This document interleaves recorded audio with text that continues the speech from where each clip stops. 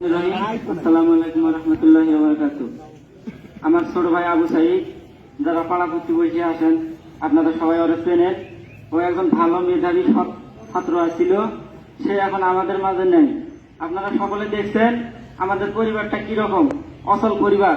সেই পরিবার থেকে আমিও মেধাবী ছাত্র ছিলাম। আমার স্যার আজহার স্যার বলে গেল যে আবু হোসেনও ভালো বৃত্তি পাইছিল আমার প্রাইমারি থেকে, কিন্তু আমি পরিবারের অভাবনাটনের কারণে আমি লেখাপড়া করতে পারি নাই।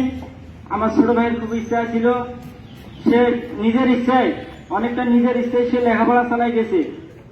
আমাদের মতো ফ্যামিলি থেকে রোকেয়া ভার্সিটির মতো ইউনিভার্সিটিতে লেখাপড়া করা আমাদের কাছে অনেকটা দুঃসাধ্য ব্যাপার।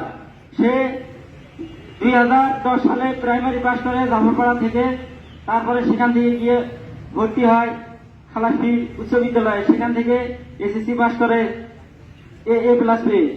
তার পরবর্তীতে সে রংপুর সরকারি কলেজে ভর্তি হয় ইন্টারে, সেখানেও ভালো রেজাল্ট করার পর ইন্টারে পাস করার পর তারপর তার সংগ্রামী জীবন শুরু হয়। তার আগেও অনেক সংগ্রাম করছে।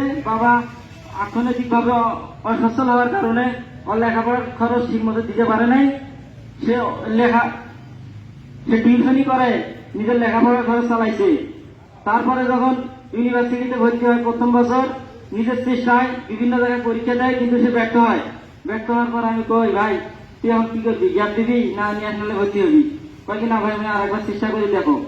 তারপরে চেষ্টা করে পরে চান্স পাইল, রোকেয়াতে পাইছে এবং ইয়াতে পাইছে, ওই আরেক জায়গায় পাইছিল, ওটা আমার মনে নেই সঠিক। তারপরে কইলাম হোক, বাড়ির কাছে আছে রোকেয়া, ওখানেই ভর্তি হোক। তারপরে টিউশনি করে করে লেখাপড়া চালাইয়া এবার তার ফাইনাল পরীক্ষা দিছে। পরে জিজ্ঞেস করছিলাম রেজাল্ট কিরকম হয়েছে তোর? কয় যে ভাই, আমার ডিপার্টমেন্টে আমার রেজাল্ট আছে 2 নম্বরে, আমার তো একটা মেয়ে বেশি আছে। এবার ফাইনাল পরীক্ষাটা দিচ্ছি, রেজাল্টটা বের হলে ফাইনাল রেজাল্টটা চলে আসবে। সে একজন গরিব সব মেধাবী ছাত্র আসছিল, সে আসছিল উন্নয়ন প্রতিবাদকারী। সে আন্দোলন করছে, ঠিক আছে, সে একাই করে নাই, তার সাথে তার যারা সহপাঠী ছিল সবাই আন্দোলনে শরীর হয়েছিল।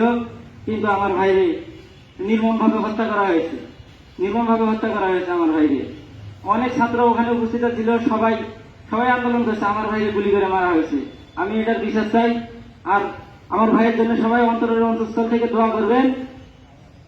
আর যদি কারো পাওনাবাদী থাকে আমাদের সাথে যোগাযোগ করবেন।